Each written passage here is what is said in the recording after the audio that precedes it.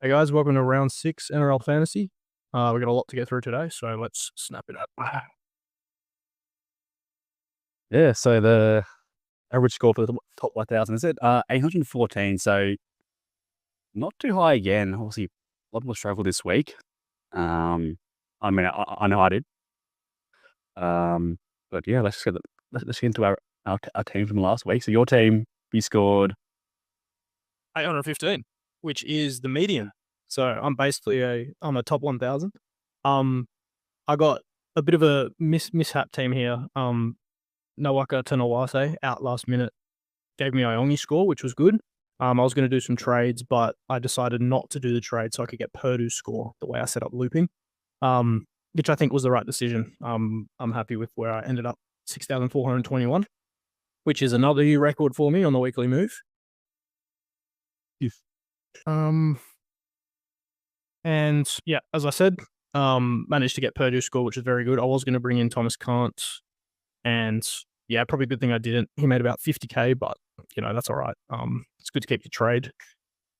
Team value's up to 11.87, which I think is on par with the top thousands. And I've only used 5 trades so far, which I think is actually below quite a lot of people. This week I'm looking to bring in Jamal Fogarty.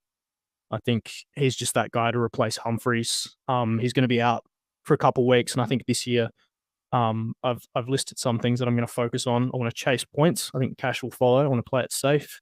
High price injuries out, so we've had Dylan Lucas, Humphreys gone as well now.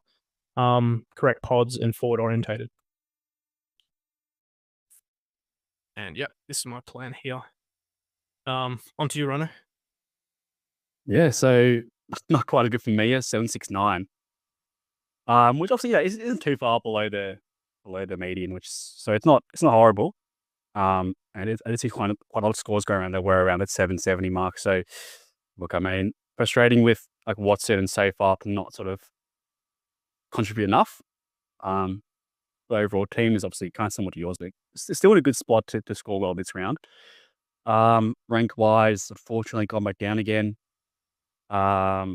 Slipping a little bit. But I think only 90 points off of you in 6,000. So just need one good week really. To really get up there. Yeah.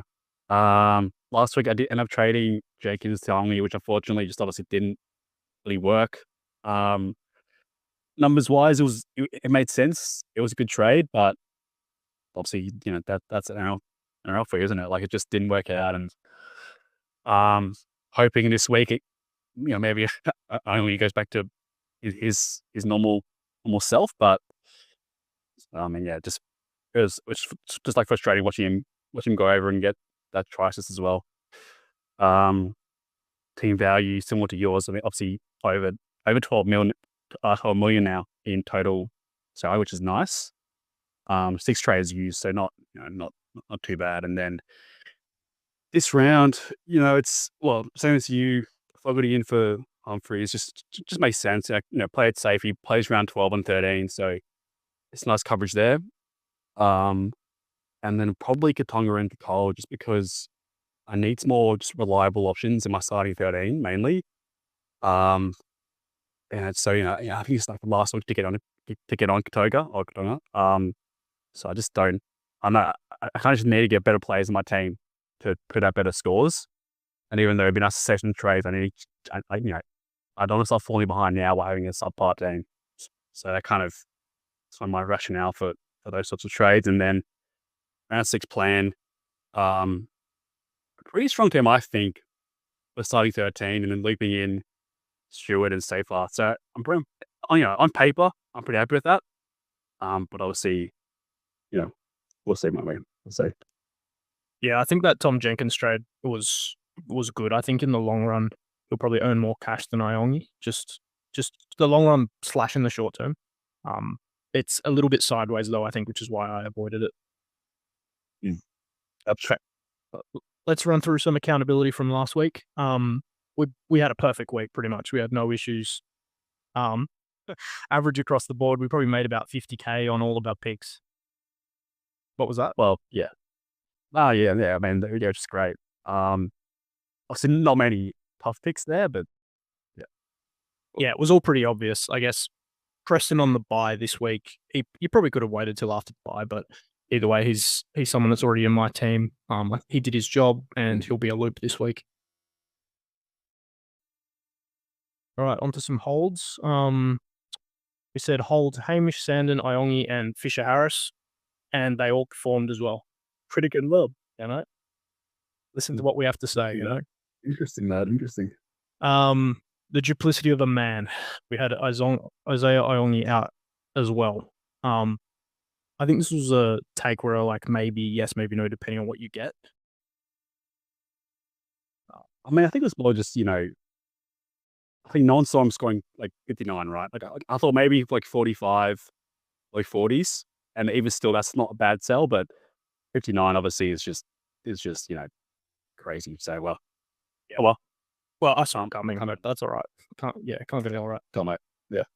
All right, let's move on to today's buys for this week. I'll start us off with Couchman. I'm not fully sold on him as a buy. I think some of the other options here are better, but he's got a crazy good PPM historically last year and this year. His break even's low. I think if he is someone you want to get in your team, this is probably the last week to do it. Yeah, and then for Fogarty, Matt, I just think, again, I said it before, like I think which is the best option for a reliable half. Just, bulk kick meters in a pretty good team. And so I just think if you want to trade out someone like Humphreys, actually, his price is wrong there, but like a 70K upgrade, but just for that reliability, I think it's just the best option, really. Yeah, I'm just checking now. His price is actually 698K. So a little bit off on the visuals there, but that's all right. Another alternative option for halves this week, I think, is Fletcher Sharp. Likewise with Couchman, I think this might be one of the last weeks to get him. Maybe next week. He had a low performing week last week, but that was his worst by far. Like he was getting 50s and 60s. I think mainly he's a buy just because of how good his schedule is and that coverage he has on wing fullback. I think he's a good pot option to pivot as well. Yeah. Yeah, and obviously Cleary, I mean, it just obviously, if you did sell him, it's half a pot buy him like already. But if you did start with him, great price to buy on that. Just obviously probably one of the best captaincy options this week as well. So just absolutely no-brainer. Yeah, I think even if he doesn't hit that break even, it doesn't matter. I think this is probably the cheapest you'll get him. It might go down a little bit, but I think he's must have this week if you don't have him, really. Yeah. Then Jenkins again, I'll just get him. Obviously, in my team, I still think he's a great price. I understand maybe you prefer getting someone like Egan, but with his role in the team now at the Panthers, I think he's locked in for at least a good 6 to 7 weeks at center. So still great value for what you're getting. Yeah, I think he's possibly one of the riskier buys out of the four, just because that position with the Panthers, so they don't know. Yeah, it is. It's volatile. I don't think we need to go over these other three. I think they're all pretty obvious buys, but I do think this is probably the last week for a lot of them. Maybe Dylan Egan possibly again, but their cash is going up a lot quickly. There's going to be better options soon. And then moving on to holds, I'll vouch for Jack Cole because you're selling him this week. Yeah. I don't think he's been performing that great. I think it's a possibility that Blaze takes the spot, but I guess just as a low option at the moment, I believe he's out due to injury, and with a 15 break even, he could easily come back in, make a bit more cash. It's not a solid hold. Like he's definitely same vibe as last week with Iongi. You can sell him if you have the opportunity to pivot to someone that you want. Yeah, I think for me, it's just his average width clear, including the Storm game, is 25, and he's priced at 28. So I just don't know where he gets those scores from playing alongside Cleary, but obviously, he's fine to hold. Iongi, again, obviously, if you held him last week, you wouldn't be selling him now. And I think Seyfarth as well, just ranking him of 33. I know he's been frustrating to watch, but he scored, I think, 59 2 weeks ago. So it just takes one big play from him again to get some run meters, a line break, whatever. And he scores 45, and all of a sudden his break is in the 20s, and he's 40K in 2 weeks' time. So I just think he just makes sense to hold, really. Yep, I agree. And then with Bo Firma, if you got him in, a lot of people did to replace Dylan Lucas. He's not the sort of person that you'd pivot out. He might go down a little bit, but he'll cover that center spot and he'll get good points for you. So you should keep him. Do you want to go over Connor Watson and I'll pick what his break even is? Oh yeah, well, quite that eye. So not 160.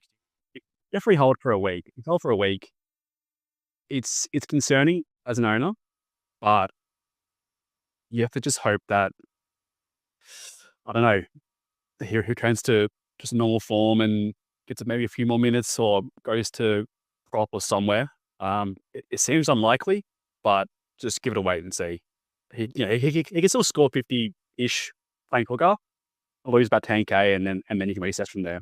So not a sell for now.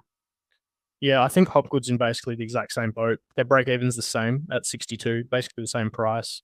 Last week he got started at hooker, played for about, I think, 20 minutes, I think it was, and he did absolutely nothing fantasy-wise.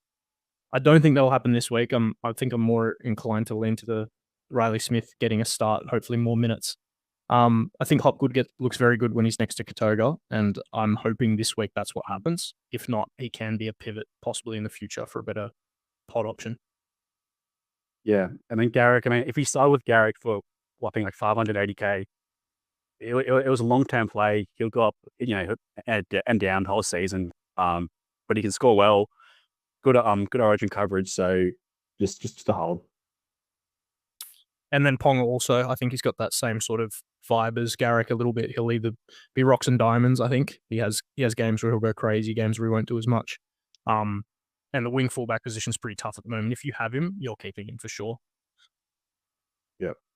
And then Mark, Mr. Mark, might still play this week. So I understand people want to get rid of not Red Dots, but he's in the emergency. So look, I mean, there are worse players to sell, worse players to sort of to hold. But I just think he's scoring well, low break even. Like he's shown that he has good fantasy ability. So just hold for now and hope that he gets that spot back from Lee Smith. Yeah, I think there's also rumors that Dom Young could be dropped for him. So there's a possibility that he takes that role. I think also just this week there's no like plentiful amount of clear buys. So I think a lot of these trades you can hold on to. I think Humphries is the main pivot, and then other clear options will become present in the future. And that leads us on to this week's single sell, which is Jamie Humphries. A lot of people, I think, have said that he's possibly a hold just because he has cash to make. But, I mean, he's missing kicking opportunities now. And he's going to be out for many weeks with that much cash. I think he's a clear sell. Yeah, and the hype, well, not hype, but a pretty high break even as well. So has to come back and perform well for a couple of weeks to make more cash. So, yeah. Get into some considerations. These are all basically the same as last week, mostly just monitoring price changes. So we don't need to go deep into all of them. I think the main call outs are maybe another wait and see on Reece Walsh and Fafita, see how their minutes go. Reece Walsh wise, I think I just want to see him actually get a good score. He hasn't really fired yet. And then I will possibly take the risk on him not making Origin soon and get him into my side. Yep. I guess still along there. I mean, I'm not looking at him too much, but scoring really well. The issue now this week is that Bradley's back, which is in, and so we haven't yet seen how that full rotation works. Collins is out for 6 weeks, but it doesn't really affect Wong so much. So it kind of is like the last week to buy him probably, but at the same time, there is still uncertainty about his minutes in his full rotation. So it's a tough one. Probably a decent buy, but also could backfire. I think short term it's a no brainer, but I think just the long term outlook on how much cash and points he'll get, it's not safe enough for me. I think I'm trying to be a bit more conservative this year while chasing sure points, and I don't think he fits into that category. And I think he snuck under the radar so much that his price change, I mean, it's ridiculous. He's one of the biggest price generators so far. I think you've sort of missed the boat a little bit. Yeah. And then quickly touching on Latrell, I guess. just waiting for him to get back into that fullback position. He'll be starting at 5'8", which will be interesting to see how he goes. But yeah, with Origin looming, he's probably not a buy till after Origin anyway. Yeah. And then Riley Smith, obviously again, still starting. I mean, hopefully there is no late swap on Hopgood this week. It's probably something to keep an eye. If you are playing or training him in this week, I could try and watch out and see what's happening there. But yeah, obviously starting hooker should get 60, 70 minutes.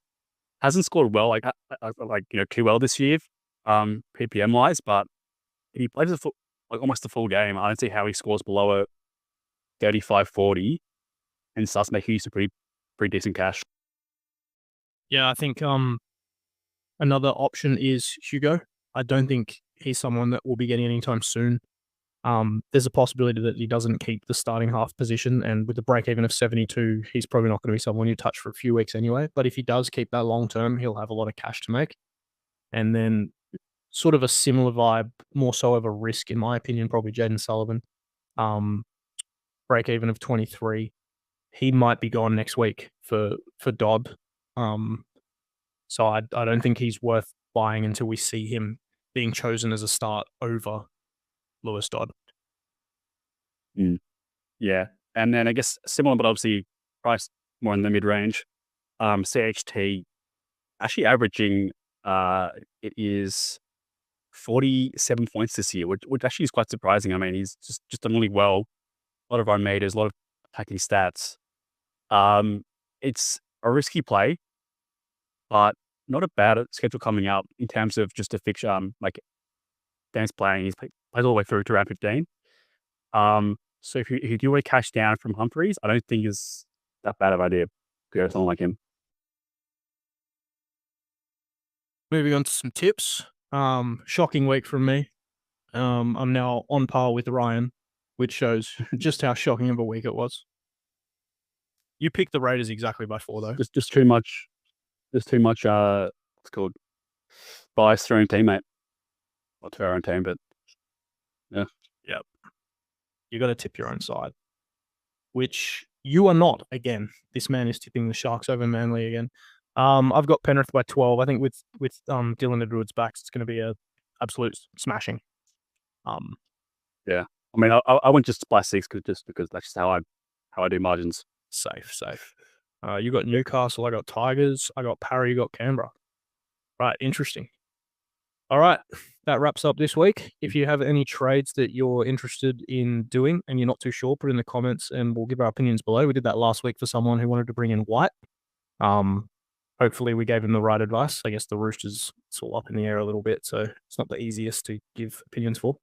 But anyway, hope you enjoyed and catch you guys in the next one.